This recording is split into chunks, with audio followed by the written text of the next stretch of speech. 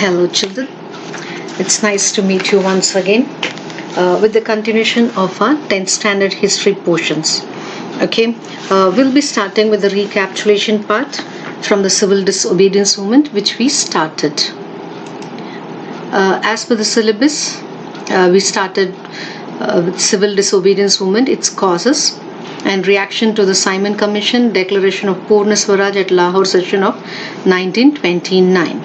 In this video, we will see Dandi March, the program of its own, and the impact of the entire movement, that is civil disobedience movement. And after doing Dandi March, we'll be going with our roundtable conferences, Gandhi-Irwin Pact, and very specifically according to syllabus, we have to stress on second roundtable conference. Under the causes of civil disobedience movement, we learnt the failure of Simon Commission. Okay, why the Simon Commission was failure? Because the entire commission, not even one single person was from India. Okay, so it had a great kind of a failure in India, and people revolted against it. And people reacted to the Simon Commission. We have in a different way. We had a black flag showing them, and All India Hartal was organized. We saw all those things, and above all, Lala Rajpat Rai was beaten, okay, mercilessly, and he passed away because of this particular thing. And then after that, we had a recommendation of the Simon Commission. For the recommendation of Simon Commission, we had a Nehru report going on for the recommendation, but that Nehru report was not accepted. Then in Lahore, there was a session where they declared in 1929 for the complete independence, or Purna Swaraj. Okay, so that's why this Lahore session is very, very important, because of the demand for the complete independence in the year 1929. Okay, and then we had Gandhiji's 11-point demand. Okay, after this we started our civil disobedience movement, and then civil disobedience movement we'll go after this particular part. Okay, let's move on. Today in this particular video we'll be seeing about Dandi March and its program. Okay, Dandi March and its program and the impact of the civil disobedience movement. And according to syllabus, Gandhi-Irwin Pact and the second roundtable conference. We had 3 roundtable conferences, but as per the syllabus, we have to study second roundtable conference, which is very important. So stress will be more on second roundtable conference, though we will be seeing what happened during first and the third roundtable conference also. Okay, so this is the Dandi March. It is also called as Salt March. Okay, Dandi March or Salt March. So as we said that in Lahore session, they decided that we will go with civil disobedience movement. So the Congress Working Committee met in February 1930 at Sabarmati Ashram, that is near Ahmedabad, and vested in Gandhiji powers to launch the civil disobedience movement. Okay, so this we saw in our last video where they decided to start on this. After waiting in vain for government response to his ultimatum, okay, Gandhiji, if you just observe this man, he was really man of patience. Okay, he was not like just like that revolt, hit, kick or knock and all. Okay, though people suggested, but still he gave ultimatum. But the British government didn't respond to it. Because British government didn't respond to it, Gandhiji started the movement with his famous Dandi March. Okay, so we need to learn from this man who is man of patience. And in this picture, you can see he is making this salt. Okay, yes, this is the pathway, the route map where the Dandi March happened. Okay, so this is starting point near Ahmedabad, the capital. Then this is the entire route. Okay, it's almost 385 kilometers, this Sabarmati till this Dandi. Okay, this is 385 kilometers, and he took 25 days, not he alone, with the people of India. They started with just with 78 people along with him, but as he moved, as he marched, there were millions people, like the crowd joined with this man of nation. Okay, so when and how? 12th March to 6th April 1930. Okay, so this was the marching time. On 12th March, okay, in the month of March, the marching started. Okay, so that's a clue to remember it. 12, half of 12 is 6. Okay, so 12th March, 6th of April.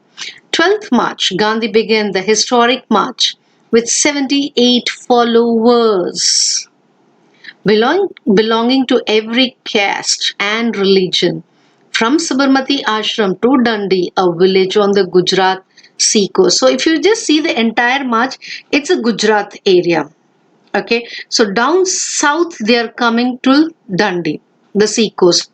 On 6th morning, Gandhiji violated the salt law at Dandi. He picked up a handful of salt and inaugurated civil disobedience movement. You can just see in this picture, he just takes a handful of salt and does and inaugurated the civil disobedience movement.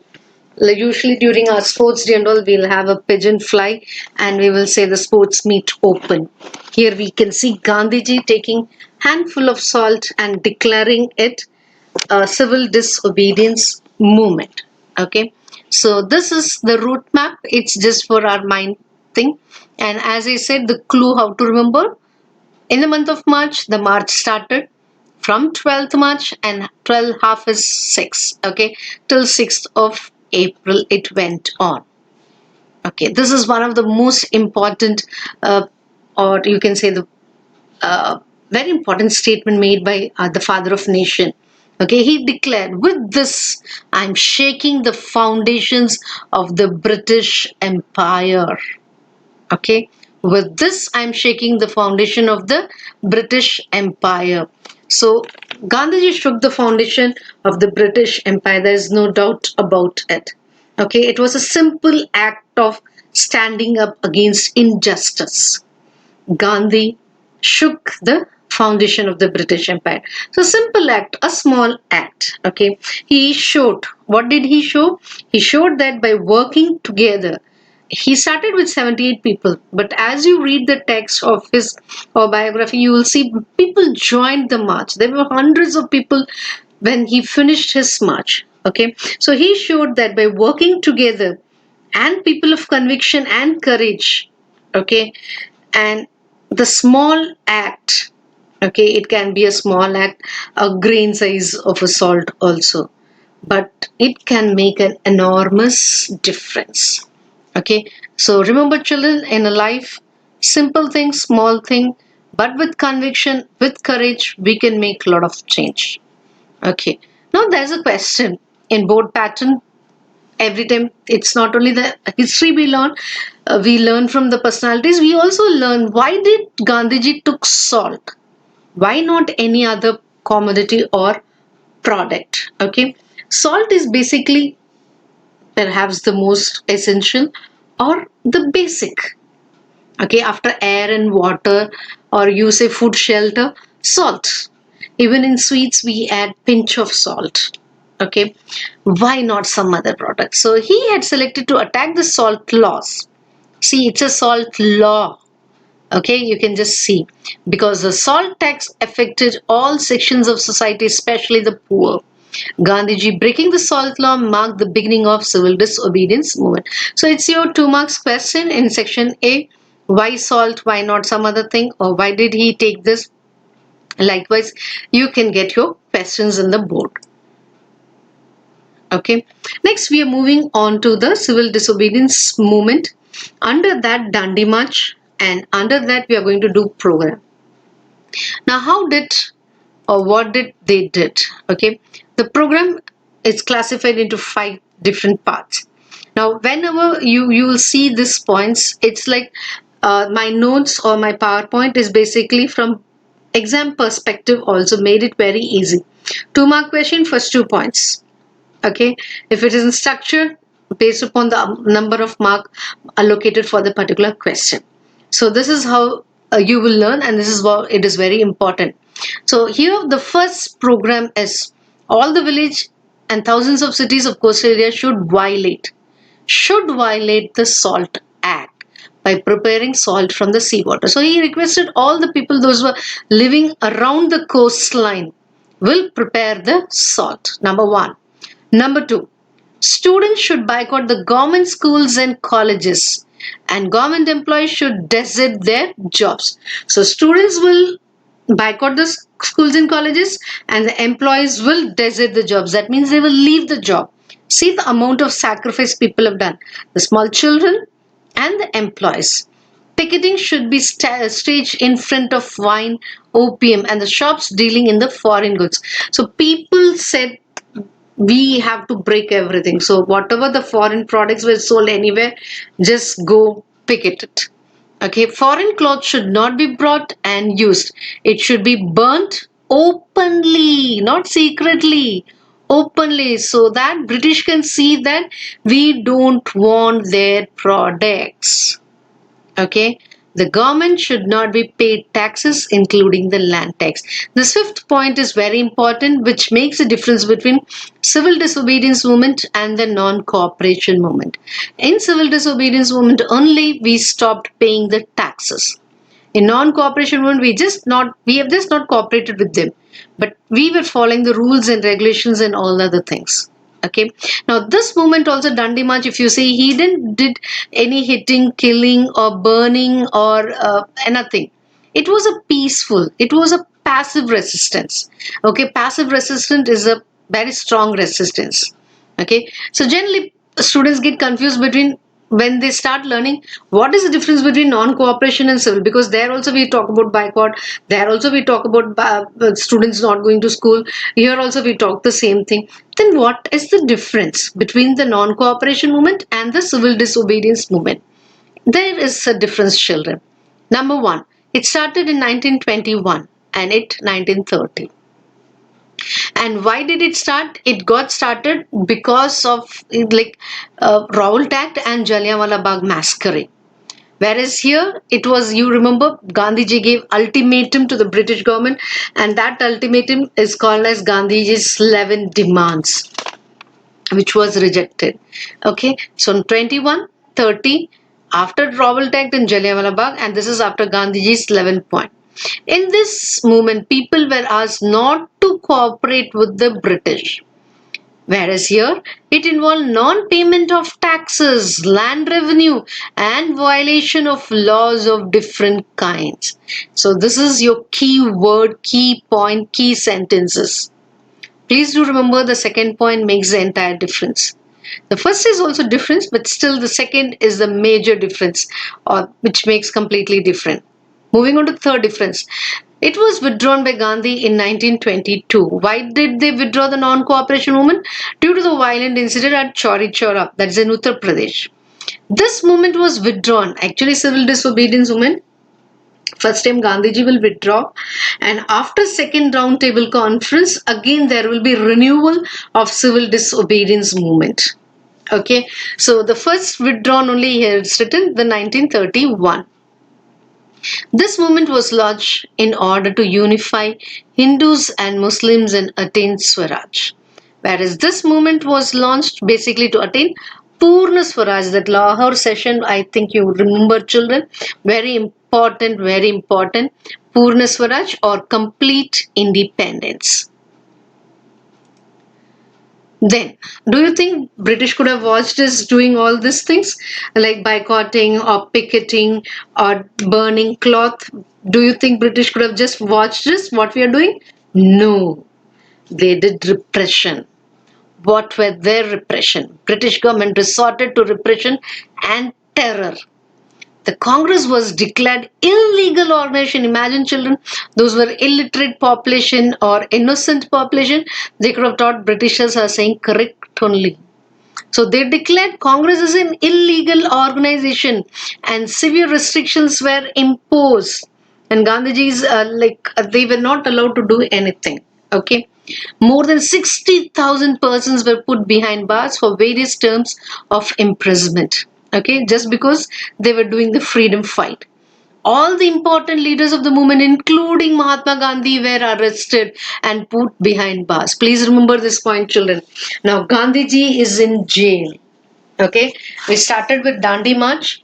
We had programs of Dandi March, and after the programs of Dandi March, I just explained you the difference between non-cooperation movement and civil disobedience movement. But after the Dandi March program, after the program, we have repression. And under repression, we learn that or we see that Mahatma Gandhi was also arrested and he was in jail. Imagine all the important leaders in the jail. Now, the British is announcing a kind of a, now they want Indians to get pacified because they got a fear factor. What was the fear factor? The fear factor was if Indians fight like this, very soon Britishers have to leave India. Okay, so they want to pacify Indians. Okay, so they did the Indian Roundtable Conference held in 3 sessions. Okay, so first roundtable conference, what happened? Okay, the Labour government, which had here during the first Labour, it is a Labour Party in 1920, decided to hold a series of roundtable conference in London. The first roundtable conference convened from 12th November 1930 to 19 January 1931. Okay. Prior to the conference, Gandhi had initiated the civil disobedience movement on behalf of the Indian National Congress. Now, when this roundtable is going on, Gandhiji is in jail. Consequently, since many of the Congress leaders were in jail, Congress did not participate in first conference. Remember that. The British government realized that the Indian National Congress needed to be part of deciding future. Like Congress or all the important leaders during that time, they were like heroes. And without heroes, will the conference will be successful? No, not at all. So the British government realized that. What did they realize? No use deciding the future. The leaders only will decide. Now, leaders are not there. What is the purpose? So, first round table conference went on vain. Okay. Now, Gandhiji was in jail. Okay. Now, how to pacify Gandhiji or the Indians? So, there comes this man, Erwin. Okay. And that we call it as Gandhi Erwin Pact, which happened in 5th March 1931. Okay. What is this pact is all about? Okay, Gandhi Erwin Pact, and here happens this pact is otherwise also is a suspension of the movement. Which movement? Civil disobedience movement. While one hand government was following a policy of repression, on the other hand it was eager for compromise. Like sometimes you fight with your parents and you want them to pacify you, but you'll say you don't want to eat your lunch or dinner, but other side you'll feel, oh my god, so many, I'm feeling so hungry. Okay, so it is something like that kind of a situation. Repression is also going on and compromise is also going on.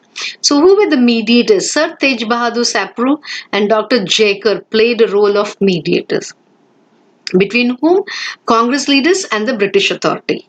Gandhiji and other important leaders of the Congress like Jawaharlal Nehru, Sardar Vallabh Patel, many others were released. Can you see that, children? Released from jail. Why?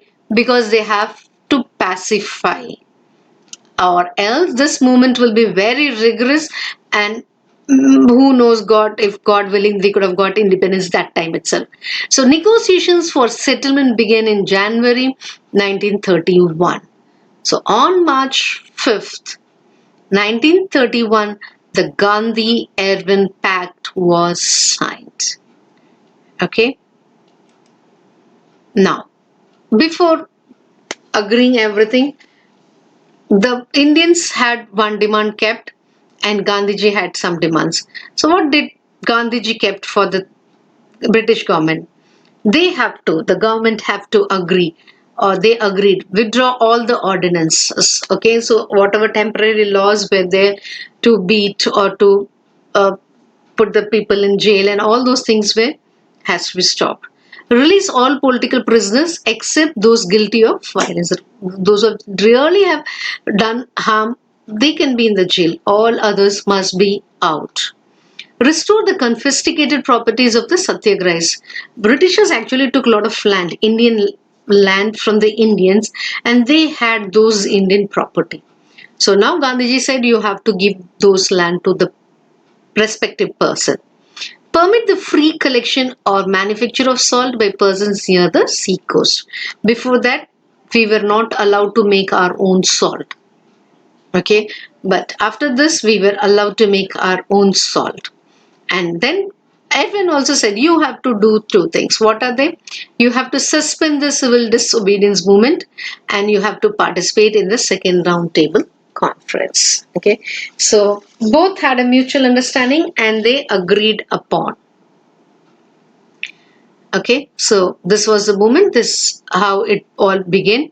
Now this agreement, now the second round table conference, it is on 7th September 1931 to 1st December 1931. Okay, with the participation of Gandhi and Indian National Congress. So Gandhi ji is also there, some Congress leaders are also present over there. But children, this round table was also not successful. Why it was not successful? Okay, now at the conference, Gandhiji claimed to represent all people of India. Okay, he's representing the nation.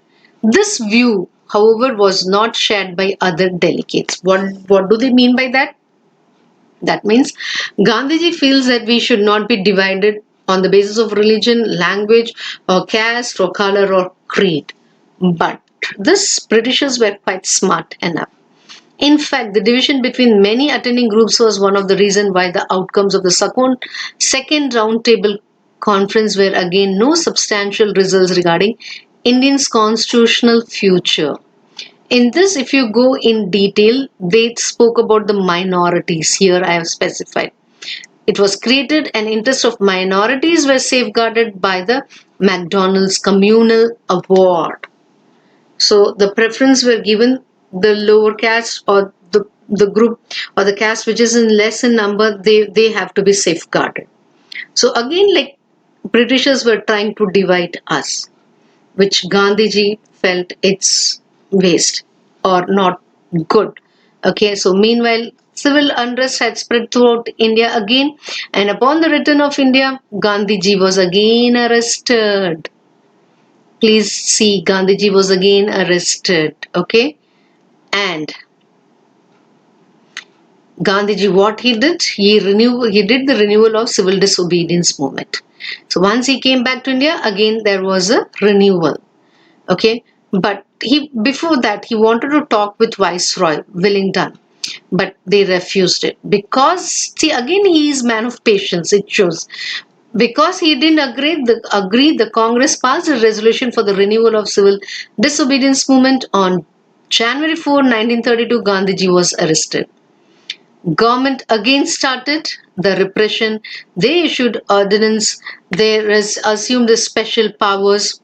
Then gradually what happened? Civil disobedience movement lost its force. Okay, there's a spelling error. Its force. Why? Because most of the leaders are in jail. Very specifically, Gandhiji is in jail. Congress called it off in 1934. Gandhiji withdrew himself from active politics for a year. Okay, might be he got little upset and he withdraw himself. Okay, then impact, the last part of the second movement. What are the impact? Political awakening. Now more than non-cooperation movement, civil disobedience movement had made people's eye wide open. Their understanding of freedom struggle has become very clear. That patriotic feeling has come to very high. Okay, then that was a political awakening. Social impact, Harijan Sevak Sangh. Okay, when you write children, whether it comes for 2 marks, write the subheading and the explanation. Very specifically, when you talk about social impact, write this kind of a organization which help the untouchable people. Okay, depressed classes. Okay, so third point, constitutional reforms. What did they do? The government has to introduce Government of India Act 1935. There was some reforms in the constitution. Then role of election, because you remember the communal about children. So what happened in the movement widened the base for the freedom struggle and revived the will to fight the election. In 1937, the Congress took part in the election to the central legislature, that is in the central level, and achieved encouraging results. So that was a fourth impact. And the fifth and the most important impact is people understood the principle of non-violence. So children, we can also be passive resistance, but still continuous, like standing on for the justice will help us to get the justice. Adopted new methods of propaganda like Prabhat fairies. Okay, Prabhat fairies where they were going street by street and walking around.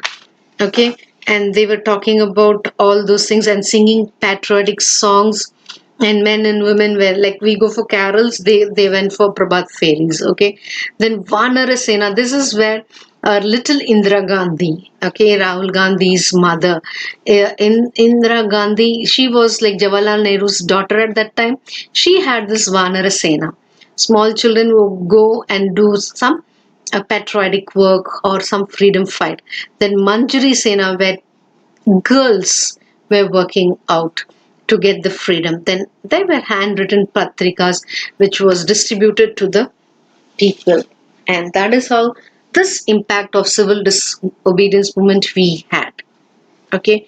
So by with this we finish two movement, and we will start with Quit India movement in our next class. Take care, children. Bye.